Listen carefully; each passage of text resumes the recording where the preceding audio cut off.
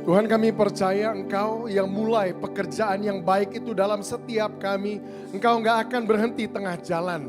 Engkau akan melanjutkannya sampai selesai. Engkau akan melanjutkannya sampai sempurna. Itu sebabnya Tuhan, siang hari ini kami datang kepada Tuhan. Mari Tuhan, kami haus akan Engkau, kami lapar akan Engkau. Kami butuh Tuhan untuk berbicara ke dalam hidup kami. Nyatakan Tuhan isi hatimu, bantu kami ngerti apa yang Kau mau. Sehingga kemudian kami bisa rubah hidup kami, selaraskan hidup kami. Untuk kami ikut dengan maunya Tuhan. Siang ini kami buka hati kami selebar-lebarnya. Izinkan Tuhan untuk berbicara. Kami siap Tuhan duduk dengar apa yang Kau mau katakan. Di dalam nama Tuhan Yesus kami berdoa. Siap sambut firman Tuhan. Yang percaya sama-sama katakan amin, amin, amin. Silahkan duduk saudara. Wow, shalom, selamat siang semua. Gimana kabar saudara hari ini? Wow, senang sekali hari ini saya bisa sekali lagi datang ke tempat ini. Belum terlalu lama yang lalu saya datang dan bicara di sini. Hari ini ada satu pesan yang lain yang Tuhan taruh dalam hati saya. Kalau saudara lihat pengumumannya, saudara mungkin sudah terima judulnya. Yaitu Marketplace Pentecost. Pantekosta di dunia marketplace. Hari ini saya mau ajak kita sama-sama belajar dari firman Tuhan. Kalau beberapa waktu yang lalu kita baru saja merayakan Paskah. Dan 50 hari sesudah itu kita rayakan Pantekosta. Jadi masih di dalam nuansa itu, dalam suasana itu, hari ini saya mau kita sama-sama belajar bagaimana Tuhan mau curahkan rohnya di tengah-tengah kita dan bergerak di tengah-tengah kita. Saya mau tanya dulu buat saudara hari ini. Berapa banyak saudara yang percaya kita sedang hidup di hari-hari di mana Tuhan sedang mencurahkan rohnya dengan luar biasa di tengah-tengah kita. Saudara percaya itu? Alkitab berkata di hari-hari yang terakhir Tuhan akan mencurahkan rohnya kepada semua manusia. Ada berapa banyak manusia di antara kita hari ini? Ada, amin. Kita semua manusia dan Tuhan bilang di hari-hari yang terakhir Tuhan akan curahkan rohnya kepada semua manusia. Dan saya percaya itu termasuk semua kita di tempat ini. Dan ketika rohnya dicurahkan, saya mau ajak kita untuk ngerti gimana rohnya mau bekerja dengan cara bagaimana. Sehingga begini, sehingga kita bukan sekedar jadi penonton, tapi kita bisa terlibat mengambil bagian di dalam kegerakan Tuhan yang luar biasa. Amin. Saya mau ajak kita buka Alkitab kita ke Kisah Para Rasul pasal yang kedua. Kenapa kita mau lihat ke situ? Saya mau ajak kita lihat gimana bentuknya ketika Roh Kudus pertama kali dicurahkan 2000 tahun yang lalu. Buat apa kita perlu tahu itu, Pastor? Karena ngerti bagaimana Roh Kudus dicurahkan waktu itu, kita bisa nangkep pola, bilang sama-sama pola. Kita mau nangkep polanya, kita mau nangkep gimana cara kerja Tuhan waktu itu. Kenapa? Karena kalau 2000 tahun yang lalu Tuhan bekerja dengan cara demikian, maka saya percaya hari-hari ini pun Tuhan akan bekerja dengan pola yang sama, dengan cara yang serupa. Jadi kita buka sama-sama Kisah Para Rasul pasal yang kedua. Saya mau ajak kita lihat dari ayat yang pertama sampai ayat yang ke-13. Mungkin selama beberapa minggu terakhir, saudara pun sudah dengar banyak versi khotbah dari Kisah Para Rasul pasal yang kedua. Tapi saya mau katakan begini dulu. Biasanya di gereja-gereja Pantekosta karismatik, biasanya ayat-ayat ini dikutip cuma sampai ayat yang keempat. Ayat yang keempat bilang begini, maka penuhlah mereka dengan Roh Kudus dan mereka mulai berkata-kata di dalam bahasa-bahasa yang lain seperti yang diberikan oleh Roh Kudus kepada mereka untuk mengatakannya. Biasanya berhenti di situ. Dengan kata lain biasanya yang menjadi penekanan, mereka penuh Roh Kudus, kemudian mereka mulai berbahasa roh. Tapi saya percaya Roh Kudus dicurahkan tujuannya lebih dari sekedar kita bisa berbahasa roh. Makanya hari ini saya mau ajak kita lihat ceritanya lebih lengkap. Sehingga kita nangkap kenapa Roh Kudus dicurahkan. Kisah Para Rasul pasal yang kedua, kita lihat sama-sama dari ayat yang pertama sampai ayat 13. Saya akan bacakan buat saudara dapatkan ceritanya ya. Ketika tiba hari Pantekosta, semua orang percaya berkumpul di suatu tempat. Tiba-tiba turunlah dari langit suatu bunyi seperti tiupan angin keras yang memenuhi seluruh rumah di mana mereka duduk. Dan tampaklah kepada mereka lidah-lidah seperti nyala api yang bertebaran dan hinggap pada mereka masing-masing. Maka penuhlah mereka dengan Roh Kudus. Lalu mereka mulai berkata-kata dalam bahasa-bahasa lain seperti yang diberikan oleh roh itu kepada mereka untuk mengatakannya. Biasanya sampai situ, kita lanjut. Waktu itu di Yerusalem, diam orang-orang Yahudi yang saleh dari segala bangsa di bawah kolong langit. Ketika turun bunyi itu, berkerumunlah orang banyak. Sampai mana? Mereka bingung karena mereka masing-masing mendengar rasul-rasul itu berkata-kata dalam bahasa mereka sendiri. Mereka semua tercengang-cengang dan heran lalu berkata, bukankah mereka semua yang berkata-kata itu orang Galilea? Bagaimana mungkin kita masing-masing mendengar mereka berkata-kata dalam bahasa kita sendiri, yaitu bahasa yang kita pakai di negeri asal kita. Coba hitung ya, kita orang Partia, Media, Elam, penduduk Mesopotamia, Yudea dan Kapadokia, Pontus dan Asia, Frigia dan Pamfilia, Mesir dan daerah-daerah Libya yang berdekatan dengan Kirene, pendatang-pendatang dari Roma, baik orang Yahudi maupun penganut agama Yahudi, orang Kreta dan orang Arab. Ada berapa semuanya? 15. Kita mendengar mereka berkata-kata dalam bahasa kita sendiri tentang perbuatan-perbuatan besar yang dilakukan Allah. Mereka semua tercengang-cengang dan sangat termanggu-manggu sambil berkata seorang kepada yang lain, apakah artinya ini? Tetapi orang lain menyindir mereka sedang mabuk oleh anggur manis. Sampai di situ. Kita cukup familiar dengan cerita ini. Tapi hari ini saya mau ajak kita untuk dapatkan satu perspektif, satu cara pandang yang berbeda sama sekali dari cerita ini. Nah, untuk melakukan itu, saya mau ajak kita bedah cerita ini dengan kerangka ini. Ada 3 pertanyaan yang saya mau kita sama-sama tanya hari ini mengenai cerita ini. Pertanyaan yang pertama yang saya mau kita tanya adalah begini. Where? Di mana? Kita mau tanya hari ini.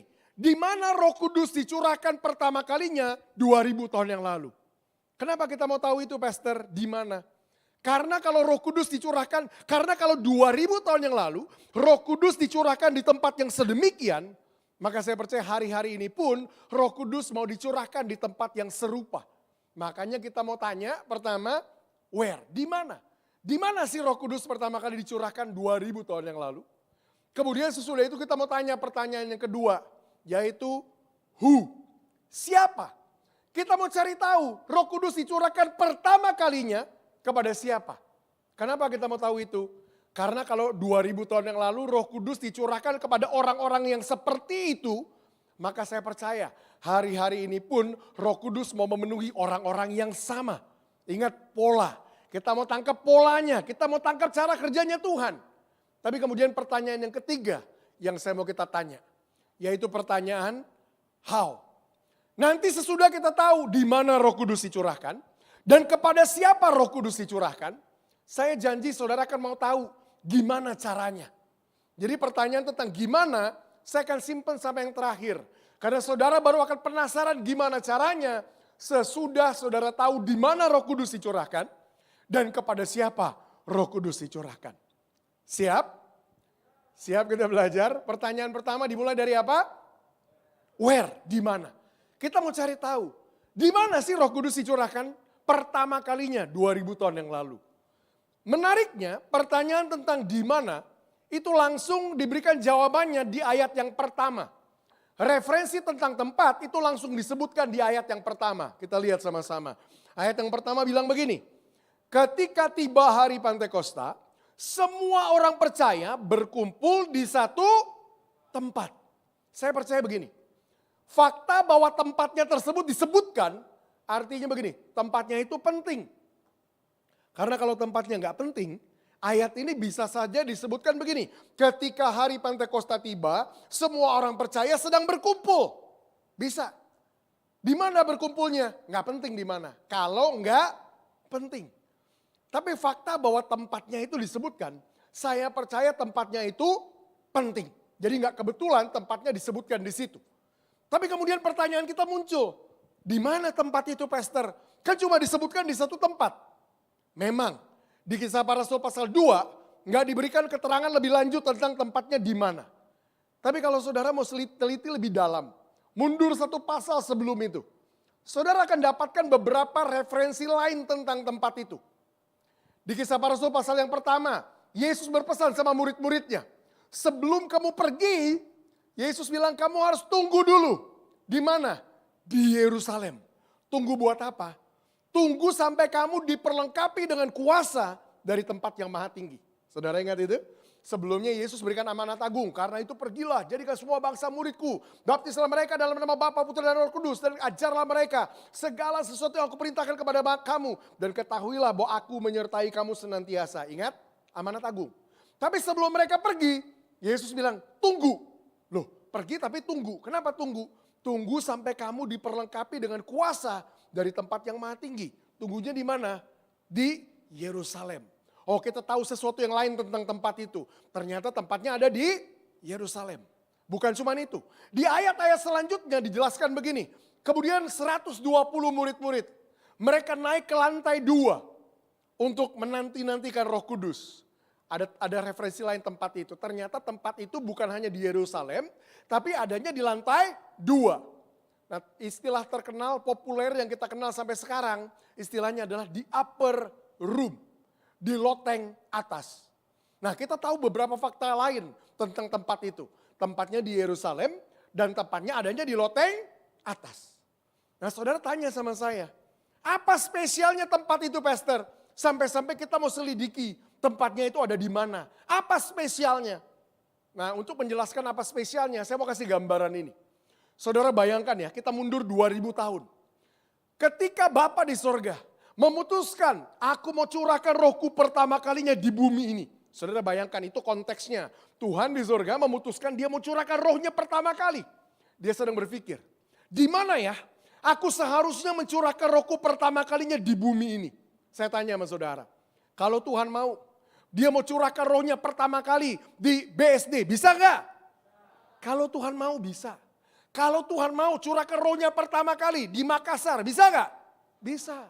Di Singapura bisa nggak? Bisa. Tuhan bisa saja memilih untuk mencurahkan rohnya pertama kalinya dimanapun dia mau. Kalau dia mau. Bisa ya? Bisa. Tapi dengar, 2000 tahun yang lalu ketika dia memilih, di mana ya aku harusnya mencurahkan rohku pertama kalinya di bumi. Sementara dia berpikir, ini imajinasi saya. Ya, imajinasi saya, nggak ada di Alkitab. Tapi saya mau saudara bayangkan, ketika dia berpikir, dia panggil satu orang malaikatnya. Kat, sini Kat, siap. Kat, aku mau curahkan rohku pertama kalinya di bumi. Di mana menurut kamu? Tempat yang paling logis, tempat yang paling masuk akal, tempat yang paling ideal. Aku mencurahkan rohku pertama kalinya. Kalau saudara jadi malaikatnya, ditanya kayak begitu, saya tanya sama saudara. Menurut saudara, di mana tempat yang paling ideal, yang paling logis, yang paling masuk akal? Roh Kudus harusnya dicurahkan pertama kalinya, nggak ada tempat lain. Harusnya di situ. Di mana? Di Serpong? Bukan. Di mana? Di mana? Gak kedengeran. Harusnya di Bait Allah, Pastor. Ada yang setuju? Bener ya?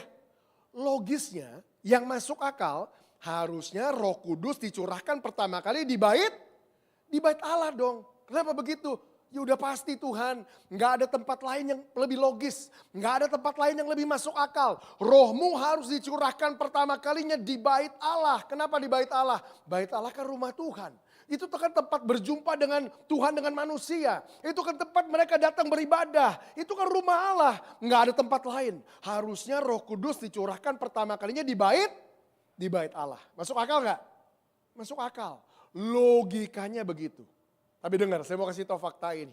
Fakta menyebutkan, Roh Kudus dicurahkan pertama kalinya 2000 tahun yang lalu. Bukan di Bait Allah. Tapi justru Tuhan memilih satu tempat lain ini, namanya di loteng atas. Saya tanya, apa yang terjadi? Kebetulan atau disengaja? Sekedar fakta, saya mau sebutkan buat saudara. Di mana memangnya loteng atas? Loteng atas itu jaraknya nggak jauh dari Bait Allah. Saya mau tanya ya, berapa banyak saudara yang udah pernah ke Israel? Boleh saya tahu? Boleh angkat tangan? Udah pernah ke Israel? Wah cuma 2, 3. Yang lain belum pernah. Sebentar lagi berangkat, amin? Amin dulu, habis amin, nabung, doa ya. Berangkat, semua berangkat. Saudara ajak gembala, saudara, Pastor ayo kita ke Israel bareng-bareng gitu ya. Setuju ya? Supaya saudara cek langsung, bener gak yang saya ngomong? Tapi saudara yang udah pernah ke Israel, boleh tanya sama mereka kalau gak percaya.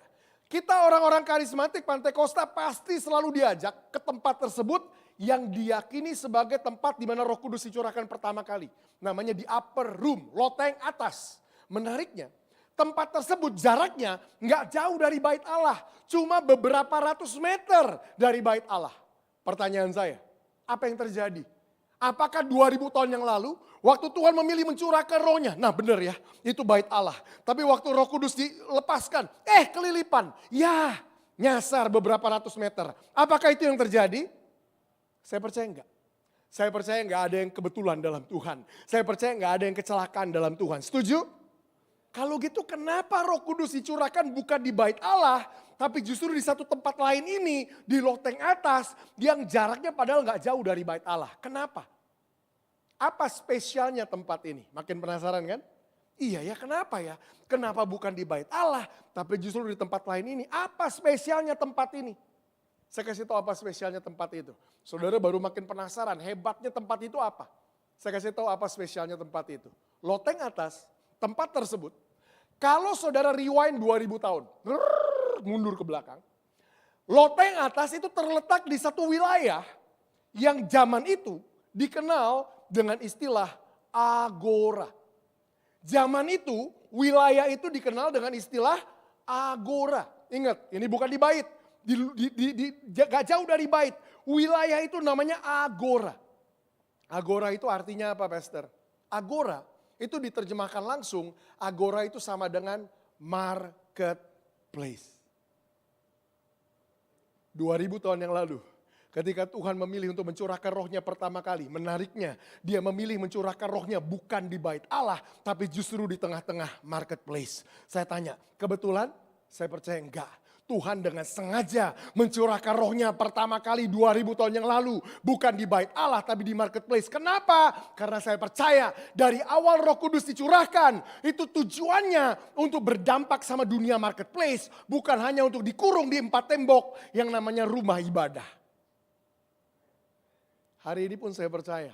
Kalau kita percaya kita sedang hidup di hari-hari di mana Tuhan curahkan rohnya dengan cara yang luar biasa. Saya percaya gini, kita perlu percaya Tuhan mau curahkan rohnya bukan hanya di rumah-rumah ibadah. Tapi justru di luar sana, di mana? Di dunia sekuler, di marketplace. Kita perlu punya ekspektasi yang berbeda. Tuhan mau bergerak di kantor-kantor, di sekolah-sekolah, di rumah-rumah, di tempat-tempat luar sana, di marketplace. Karena memang dari awal Roh Kudus dicurahkan untuk bergerak di luar secara bebas. Dari awal Roh Kudus dicurahkan bukan di rumah ibadah tapi di marketplace. Apa implikasinya buat kita hari ini? Hari-hari ini saya tanya tadi, berapa banyak kita yang percaya? Kita sedang hidup di hari-hari di mana Tuhan sedang curahkan rohnya dengan luar biasa. Kita percaya itu. Pertanyaan saya, di mana kita nantikan Roh Kudus hari-hari ini? Kita nantikan Roh Kudus di tempat yang kita pikir paling logis Roh Kudus akan dicurahkan. Di mana? Di dalam gereja. Benar? Persamaan dengan bait Allah 2000 tahun yang lalu. Roh Kudus dicurahkan di mana? Harusnya di dalam gereja. Tapi menariknya, saya mau kita pertimbangkan ini. Kalau 2000 tahun yang lalu harusnya pun di bait Allah. Tapi ternyata Roh Kudus dicurahkannya bukan di situ tapi di luar. Bagaimana kalau hari-hari ini pun Tuhan mau curahkan rohnya bukan hanya di dalam sini tapi di luar sana. Saya agak khawatir kalau ada orang Kristen yang salah tunggu atau tunggu-tungguan. Contoh, saya ngomong sama teman saya, bro, besok hari Senin kita ketemuan ya jam 12 siang. Siap, jam 12 siang kita ketemu, oke. Besok Senin sampai jam 12 saya tungguin dia datang ke rumah saya. Dia tungguin saya datang ke rumah dia, ketemu gak? Telepon, bro mana? Udah jam 12, kok kita gak ketemu? Loh you di mana? Loh you di mana? Saya nungguin you di rumah. Dia bilang ya saya juga nungguin you di rumah, ketemu gak? Itu namanya tungguan. Hari-hari ini banyak orang lagi menantikan kegerakan yang luar biasa. Tuhan, kami percaya Tuhan akan nyatakan rohmu dengan luar biasa di hari-hari yang terakhir. Tapi saya temukan ada orang-orang, ada hamba-hamba Tuhan, teman-teman saya, rekan-rekan pendeta tanya begini sama saya. Mana? Katanya pencurahan Roh Kudus besar-besaran. Tapi kalau di tempat saya di gereja saya gak ngalamin apa-apa. Saya bilang, wah saya khawatir. Hari-hari ini banyak orang yang salah nunggu Tuhan. Berpikir Tuhan mau bergeraknya cuma di dalam, padahal Tuhan mau bergeraknya di luar. Hari-hari ini kalau kita mau bergerak bersama dengan Tuhan, kita harus siap rubah ekspektasi kita. Bahwa Tuhan mau bergerak bukan hanya di dalam, tapi lebih dari itu Tuhan mau bergerak di luar. Siap-siap untuk dipakai sama Tuhan, bahwa kegerakan ini di luar. Itu yang pertama. Pertanyaan tentang where, Di mana Roh Kudus dicurahkan pertama kalinya 2000 tahun yang lalu? Ternyata Roh Kudus dicurahkan di marketplace. Hari-hari ini saya percaya Tuhan mau curahkan rohnya dengan luar biasa di marketplace. Yang kedua, pertanyaan yang kita mau tanya adalah who? Siapa? Siapa orang-orang yang Tuhan pilih menjadi penerima anugerah Pentakosta pertama kalinya? Nah sekali lagi saya bilang, kita ini orang-orang Pentakosta karismatik, biasanya kita berasumsi kita tahu jawabannya. Udah jelas Pastor, pertanyaan itu jawabannya siapa? Siapa? Yaitu 120 murid, rasul-rasul yang menunggu di loteng atas. Mereka penerima pertama anugerah Pentakosta. Saya bilang iya, tapi saya bilang kurang lengkap. Saya percaya justru, ya mereka yang penuh Roh Kudus berbahasa roh. Tapi saya percaya justru bukan mereka yang Tuhan incar sebenarnya. Kenapa begitu Pastor? Ini makin sesat aja Bapak Pendeta di depan. Ntar dulu, izinkan saya jelaskan, nanti saudara akan nangkap kenapa saya percaya bukan mereka sebenarnya yang Tuhan incar. Saudara ingat begini, ini gambarannya saya kasih ya. Alkitab bilang mereka ini 120 murid menunggu di loteng atas. Sesudah 10 hari lewat, tiba-tiba di hari Pentakosta Roh Kudus dicurahkan. Boom! Mereka penuh Roh Kudus, lidah-lidah api, mereka mulai berkata-kata dalam bahasa roh. Benar, sampai di situ kita paham ceritanya. Tapi perhatikan, ayat yang kelima bilang begini. Sementara mereka penuh Roh Kudus di loteng atas, ayat yang kelima bilang begini. Pada waktu itu di Yerusalem, jadi kalau kita nonton film, in the meantime, di waktu yang bersamaan. Jadi sementara mereka penuh Roh Kudus, Alkitab bilang pada waktu itu di Yerusalem, jadi di sekitar mereka ada orang-orang Yahudi yang saleh berasal dari segala bangsa. Mereka ada di sekitar tempat itu. Dan Alkitab bilang begini, waktu mereka mendengar kehebohan di atas, wih ada apa nih di atas nih? Lu kok berisik banget? Wah ada lidah-lidah api, apakah kebakaran di atas? Ada yang bilang lagi, wah kok mereka kok kelabing siang-siang? Mereka didugem apa gimana nih? Mereka pada heboh karena ngelihat ada sesuatu di atas. Alkitab bilang mereka ini berkerumun di sekitar situ.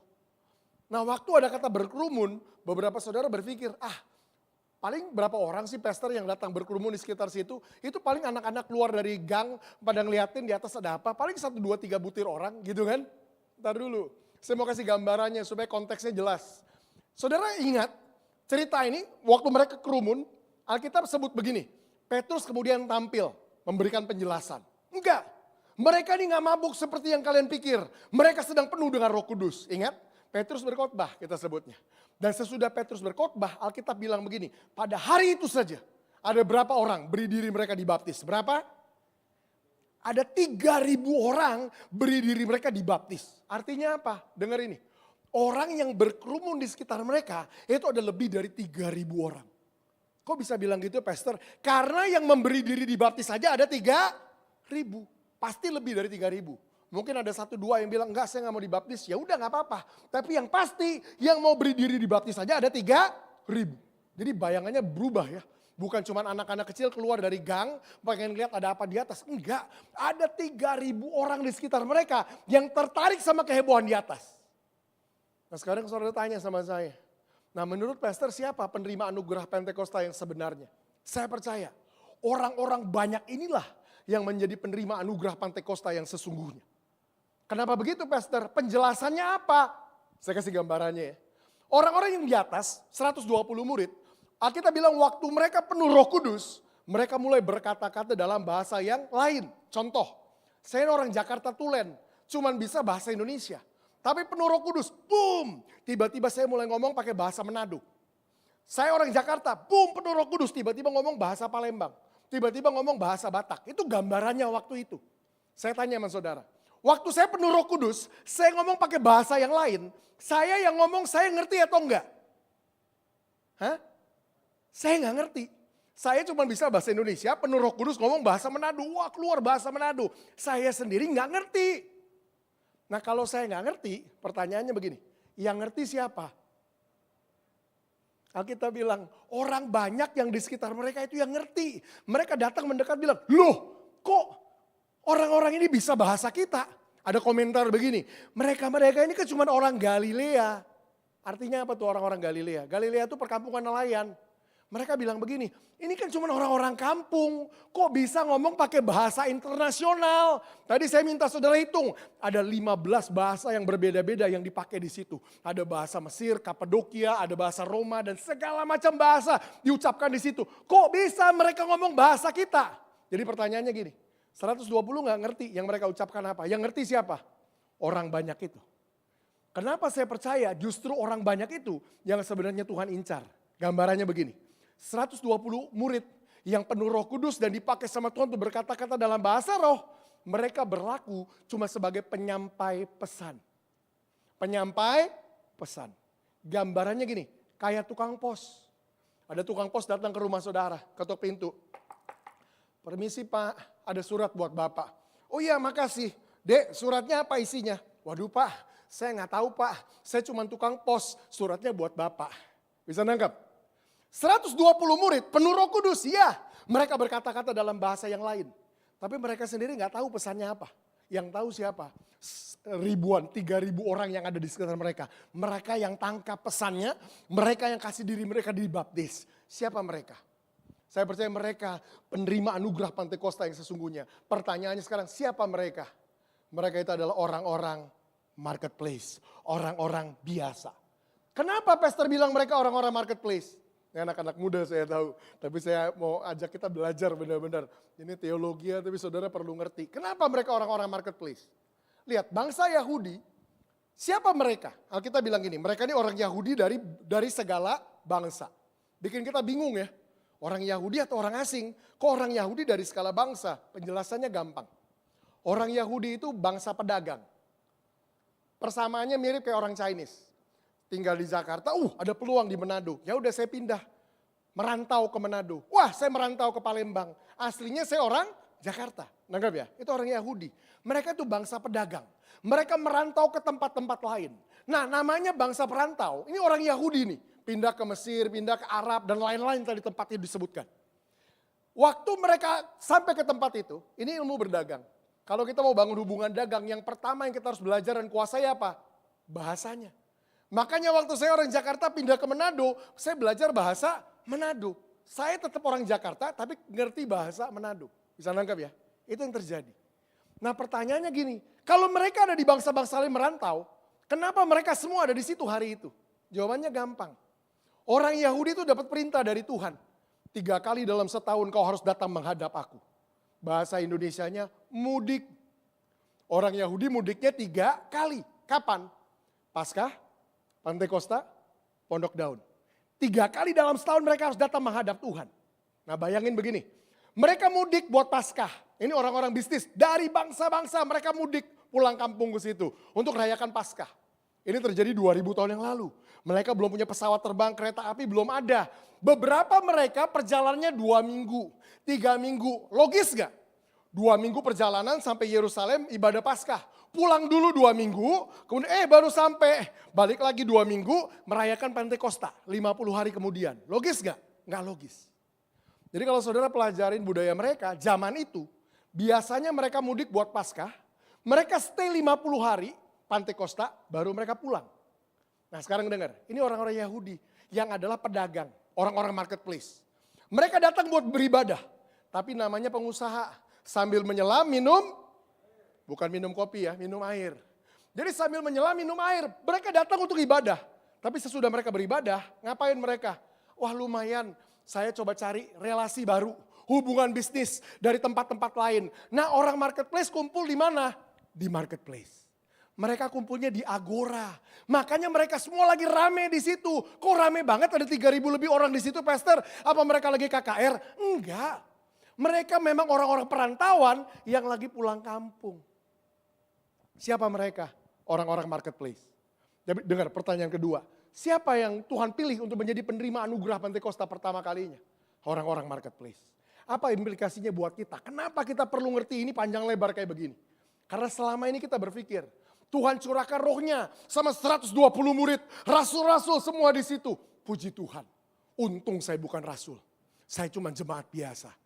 Hari ini saudara ngerti, saudara bahkan gak bisa lolos dari situ. Kenapa? Karena kita lihat sama-sama 2000 tahun yang lalu yang Tuhan pilih menjadi penerima anugerah Pentakosta pertama kali. Bukan hanya rasul-rasul dan murid-murid langsung. Tapi siapa? Justru orang-orang biasa, orang-orang marketplace. Hari ini kalau ada saudara datang ke tempat ini bilang begini, tapi pastor saya cuma orang biasa. Bagus, saudara memenuhi persyaratan untuk Tuhan pakai menjadi pembawa anugerah Pentakosta keluar sana. Hari ini kalau saudara bilang, pastor saya cuma ibu rumah tangga. Bagus, saudara memenuhi persyaratan untuk Tuhan pakai untuk menyebarkan api Pentakosta keluar sana. Hari ini kalau saudara datang ke tempat ini bilang, pastor saya cuma karyawan. Bagus, saudara memenuhi persyaratan untuk Tuhan pakai untuk menyebarkan api Pentakosta keluar sana.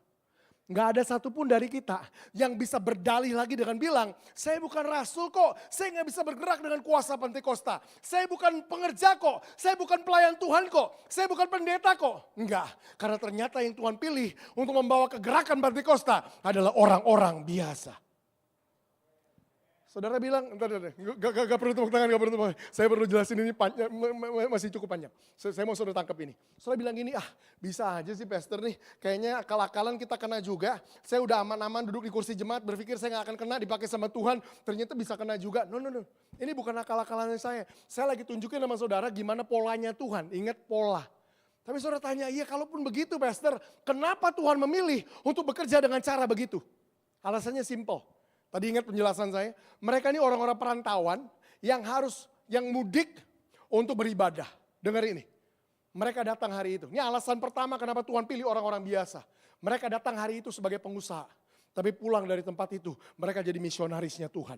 Mereka datang sebagai orang-orang biasa, tapi keluar dari perjumpaan itu, mereka jadi utusan-utusan Tuhan. Mereka datang hari itu sebagai ibu rumah tangga, pulang dari perjumpaan itu, mereka jadi orang-orang yang membawa kegerakannya Tuhan. Hari ini saudara datang ke tempat ini sebagai orang-orang biasa, tapi dipenuhi Roh Kudus, saudara akan keluar jadi orang-orang utusannya Tuhan, membawa kegerakan itu dimanapun Tuhan tempatkan hidup saudara.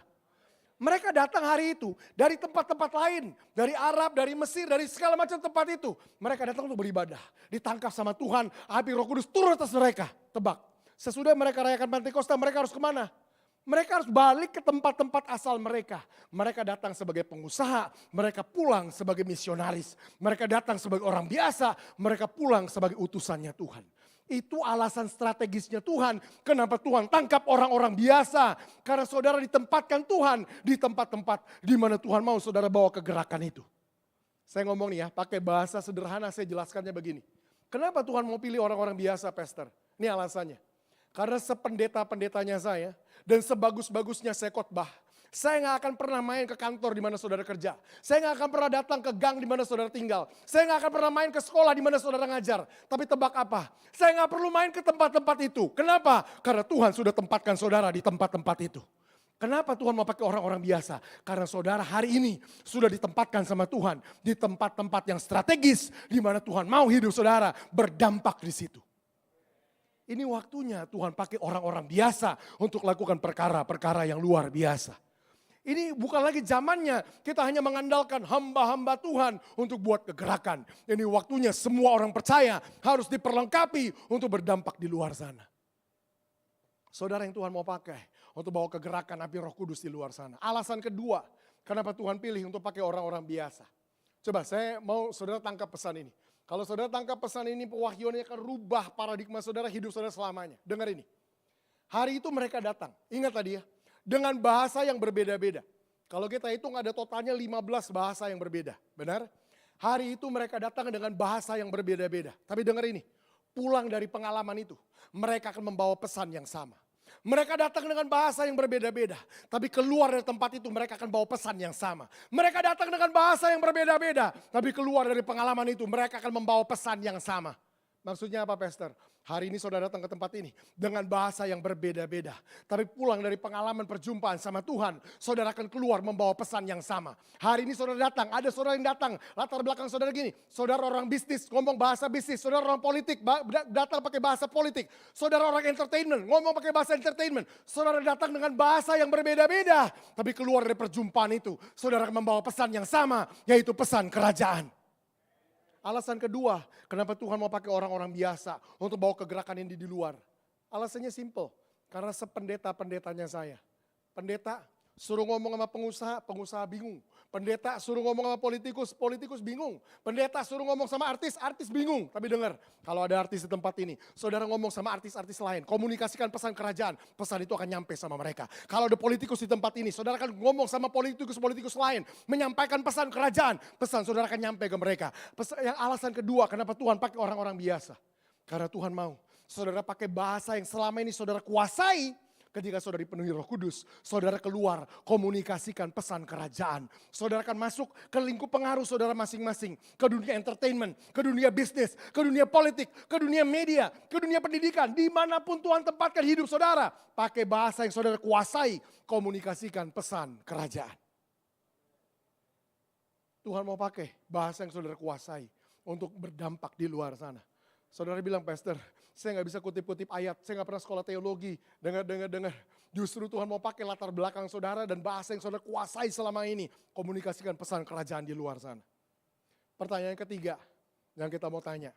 Sesudah kita tanya, di mana Roh Kudus dicurahkan pertama kali? Ternyata kita belajar, Roh Kudus dicurahkan bukan hanya di dalam, tapi justru di luar, di marketplace. Yang kedua kita tanya tadi, siapa yang menjadi penerima anugerah Pentakosta pertama kali? Kita ngerti, ternyata yang Tuhan pakai bukan cuma murid-murid dan rasul-rasul, tapi ternyata orang-orang biasa, juga orang-orang marketplace. Pertanyaan ketiga yang kita mau tanya adalah, how? Sesudah saudara tahu, oh ternyata Tuhan mau bergerak di luar. Yes, Pastor, kita bersemangat. Terus yang kedua, ternyata Tuhan mau pakai orang-orang biasa. Yes, Pastor, saya mau dipakai Tuhan. Tapi kemudian pertanyaan yang ketiga muncul. Tapi gimana caranya, Pastor? Halo? Ada yang bingung? Gimana caranya, Pastor? Saya kan cuma mahasiswa. Saya kan cuma ibu rumah tangga. Saya ini kan cuma pengusaha. Saya ini kan cuma karyawan. Benar?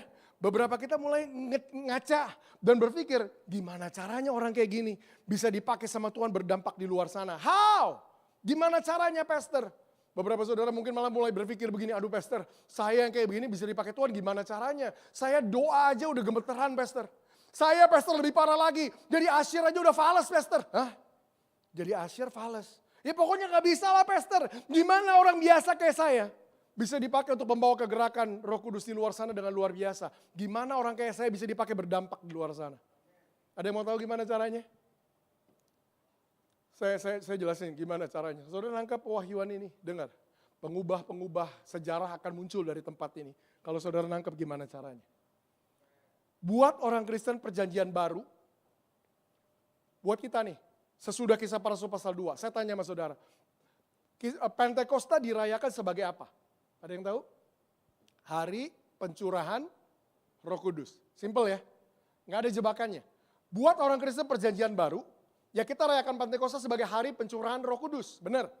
Tapi ini pertanyaan yang sesungguhnya. Tahukah saudara, buat orang Kristen perjanjian lama, artinya sebelum Kisah Para Rasul pasal 2, Pentakosta dirayakan sebagai apa? Ada yang tahu?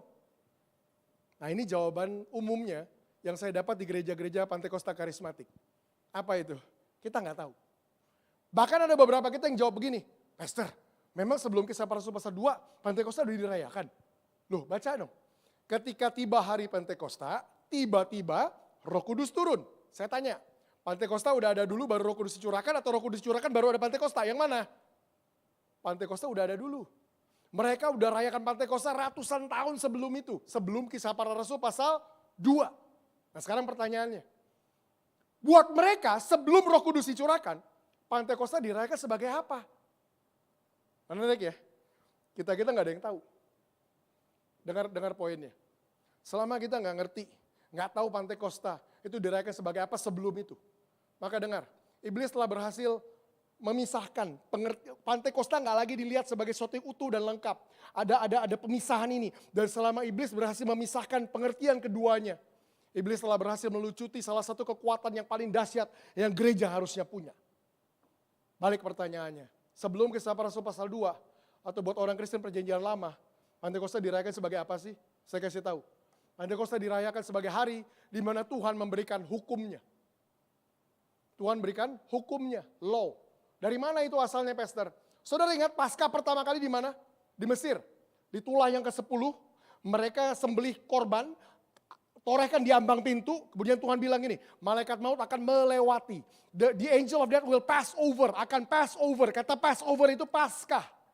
Itu Paskah pertama kali membuat mereka keluar dari Mesir, mereka masuk ke padang gurun. Tebak, 50 hari sesudah Paskah mereka ada di mana? Mereka ada di depan Gunung Sinai waktu Tuhan memberikan hukumnya buat mereka. Dan Tuhan bilang gini sama mereka, dari hari ini dan seterusnya turun-temurun kau harus rayakan ini menjadi perayaan bagiku. Hari apa itu? Pantekosta. Hari ke-50, hari di mana Tuhan memberikan hukumnya buat mereka. Dengar, sampai hari ini. Selama iblis berhasil memisahkan kedua pengertian ini. Buat yang satu, Pantekosta adalah hari diberikan hukum. Buat yang lain, Pantekosta adalah hari diberikan Roh Kudus. Iblis telah berhasil melucuti kekuatan paling besar yang gereja harusnya punya. Maksudnya apa itu Pastor? Saya jelaskan. Sampai hari ini, coba pikir baik-baik. Gereja di seluruh dunia, apapun mereknya, selalu hanya dibagi berdasarkan dua pembagian ini. Gereja-gereja yang percaya Roh Kudus, yang bilang, wah kita yang penting penuh Roh Kudus, aduh pengajaran, doktrin, pengajaran ini kayak tadi ini, wah bosen banget. Kita gak butuh doktrin, yang penting penuh Roh Kudus, Sama yang satu lagi bilang gini, oh kita gak perlu itu. Apa tuh lawatan, manifestasi, guling-gulingan, kayak orang gila. Enggak, kita gak perlu itu. Kita yang penting doktrin, pengajaran, firman Tuhan, firman doang. Nah, sampai hari ini, gereja itu cuma terbelah dua kayak gitu. Selalu ada gontok-gontokan antara kedua sisi ini. Dengar, selama iblis berhasil memisahkan keduanya. Iblis telah berhasil melucuti salah satu kekuatan paling dahsyat yang gereja harusnya punya. Kalau gitu pertanyaannya, gimana caranya Pastor?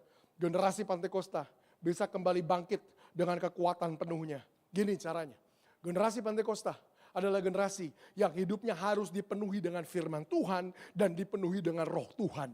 Saudara hidup harus penuh firman Tuhan gila-gilaan, tapi saudara juga harus hidup penuh dengan keintiman, Roh Tuhan, hadirat Tuhan gila-gilaan. Dengar ini, penyatuan keduanya akan melahirkan dari hidup saudara pewahyuan paling dahsyat yang dunia belum pernah dengar sampai hari ini. Saudara mungkin bilang gini sama saya, buat apa Pastor hidup saya melahirkan pewahyuan? Pewahyuan itu terminologi rohani. Saya ngomong pakai bahasa sekuler ya. Ketika saudara penuhi hidup saudara dengan firman Tuhan, gila-gilaan. Dan saudara penuhi hidup saudara dengan hadirat Tuhan, dengan keintiman gila-gilaan. Ketika keduanya bercampur dan menyatu dalam hidup saudara, dengar ini. Dari dalam hidup saudara akan lahir keluar inovasi-inovasi yang dunia belum pernah dengar. Akan muncul ide-ide kreatif yang dunia belum pernah punya. Akan keluar terobosan-terobosan bisnis yang dunia belum pernah lahirkan. Dari hidup saudara akan keluar hal-hal yang baru. Saya tutup dengan ini terakhir. Pertanyaan saya, apa sih yang mengubah dunia? Ada yang bisa jawab, what changed the world? Apa yang mengubah dunia? Yang mengubah dunia cuma satu hal, ide. 10-15 tahun yang lalu, sosmed segala macam belum ada. Benda itu muncul, boom, dunia berubah.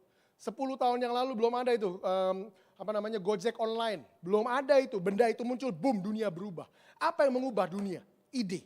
Ada ide yang muncul, dunia berubah. Masalahnya begini, kenapa selama ini yang melahirkan ide-ide, inovasi-inovasi, kreativitas, terobosan-terobosan, selalu orang-orang yang gak kenal Tuhan? Ini waktunya generasi Pantekosta dibangkitkan. Orang-orang yang hidupnya penuh dengan Roh Tuhan, orang-orang yang hidupnya penuh dengan firman Tuhan. Ketika keduanya menyatu dari dalam hidup saudara, akan lahir ide-ide yang dunia belum pernah dengar. Akan lahir kreativitas, akan lahir terobosan yang melalui itu hidup saudara akan dimampukan Tuhan untuk mengubah dunia. Satu ayat terakhir. Tadi udah yang terakhir Pastor, yes, yang terakhir dari yang terakhir. 2 Korintus 3 ayat yang ke-6. Saudara tanya sama saya, prinsip tadi Pastor, itu dasarnya di Alkitab di mana ayatnya? 2 Korintus pasal 3 ayat yang ke-6. Ini yang terakhir saya akan mention. Karena penting untuk saudara lihat, kedua ini penting dan duanya harus bersatu. 2 Korintus 3 ayat yang ke-6 Alkitab bahasa Indonesia bilang begini, ia huruf besar Tuhan, Tuhanlah yang membuat kami juga sanggup menjadi pelayan-pelayan dari suatu perjanjian baru. Yang tidak terdiri dari hukum yang tertulis, tetapi dari roh. Sebab hukum yang tertulis mematikan, tetapi roh menghidupkan. Dengar, ini ayat yang suka dipakai oleh orang-orang karismatik Pantekosta untuk menekankan poin mereka. Tuh kan Pastor, lihat. Alkitab bilang, kita ini pelayan perjanjian baru. Bukan terdiri dari hukum yang tertulis, tapi dari roh. Kenapa? Hukum yang tertulis itu mati Pastor. Kita yang penting roh, karena roh menghidupkan. Begitu. Itu yang suka dipakai orang-orang pendeta-pendeta karismatik Pantekosta untuk bilang, kita gak butuh pengajaran. Kita cuma butuh roh Tuhan. Ini ayatnya. Dengar saya ngomong, salah bacanya kalau kayak begitu. Saya bacakan ayat ini dengan cara yang benar ya. Bahasa Inggrisnya bilang begini. He has made us competent as ministers of a new covenant. Dia telah menjadikan kita Pelayan-pelayan perjanjian baru yang kompeten. Dengar, hari-hari ini Tuhan lagi berusaha bangkitkan pelayan-pelayan perjanjian baru. Tapi dengar, bukan pelayan-pelayan perjanjian baru yang biasa. Tapi pelayan-pelayan perjanjian baru yang punya kompetensi. Apa itu kompetensi? Kalau saya ngaku begini, saya selain pendeta, saya juga dokter. Sesudah ini kalau mau berobat sama saya boleh. Terus saudara tanya, Pastor dulu sekolah kedokteran di mana? Gak pernah sekolah, saya otodidak. Ada yang berani? Ya ampun Pastor, kalau gitu serem banget. Gak berani, kenapa? Karena ngaku dokter harus ada dasar kompetensinya. Nanggap ya? Sama, kita mau ngaku pelayan perjanjian baru. Tuhan mau pelayan-pelayan perjanjian baru bangkit. Tapi bukan pelayan-pelayan perjanjian baru yang gampangan. Yang biasa-biasa. Tapi Tuhan bilang yang kompeten. Nah pertanyaannya dasar kompetensinya apa? Alkitab ini lanjutkan dengan bilang begini. Not of the letter but of the spirit. For the letter kills but the spirit gives life. Bukan hanya terdiri dari hukum yang tertulis, tapi juga oleh roh. Kenapa? Karena hukum yang tertulis berdiri sendiri itu mati, tapi roh menghidupkan. Maksudnya apa? Hukum yang tertulis berdiri sendiri mati, tapi roh menghidupkan. Menghidupkan apa? Menghidupkan yang mati. Dengar. Kita cuma isi hidup kita sama firman doang. Kita gak mau roh Tuhan. Mati Alkitab bilang. Tapi sebaliknya, orang bilang enggak, saya enggak butuh pengajaran. Yang penting roh. Roh menghidupkan. Menghidupkan apa? Menghidupkan yang mati. Kalau kita enggak isi dengan firman Tuhan, apa yang mau dihidupkan? Halo? Jadi hidup kita untuk jadi pelayan perjanjian baru yang kompeten, apa yang kita perlu lakukan sama hidup kita? 2 hal. Penuhi hidupmu dengan firman Tuhan. Gila-gilaan masukkan firman Tuhan dalam hidupmu. Tapi gak bisa firman Tuhan doang. Kamu harus masuk dalam keintiman. Kamu harus minta hadirat Tuhan. Penuhi dengan hadirat Tuhan. Karena ketika keduanya bercampur. Firman Tuhan yang dihidupkan oleh roh Tuhan. Percampuran keduanya akan melahirkan dari hidupmu terobosan-terobosan. Inovasi-inovasi, ide-ide yang akan mengubah dunia. Mari kita berdoa. Tuhan,